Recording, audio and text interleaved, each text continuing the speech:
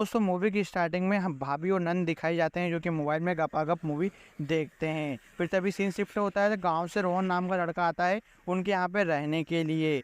तो यहाँ पे भाभी को रोहन बहुत ही ज़्यादा पसंद आ जाता है और उसकी नंद को भी पसंद आ जाता है। तभी रोहन बाथरूम में यहाँ पर नहाने को जाता है तो वहाँ पर भाभी और नंद बात करते हैं कि हमारी पेंटी और चड्डी अंदर सूख रही होगी, ये सब उसने देख लिया होगा। लेकिन यहाँ पर भाभी बोलती कि अब तक तो उसने हमारे आम का भी पता लगा लिया होगा कि कितने बड़े बड़े हमारे आम हैं। तभी यहाँ पर हमें दिखाया जाता है कि रोहन रात के समय सोने के लिए इनके पास पर्याप्त जगह नहीं होती है तो ये चादर लगा लगा कर ऐसे रात में सोते हैं। तभी यहाँ पर भाभी अपने हस्बैंड के साथ रोमांस करती रहती है तो साइड वाले कमरे से रोहन ये सब सुनता है। अगले दिन जब रोहन ऑफिस जाता है तो ऑफिस जाते समय भाभी उसके पास आकर उसे शर्ट की बटन लगा देती है, जिससे कि रोहन को दिन भर अपने ऑफिस में भी यही दिमाग में घूम रहा था उसकी भाभी के बारे में, इसलिए उसे यहाँ पर जॉब नहीं मिलती और घर भगा दिया जाता है।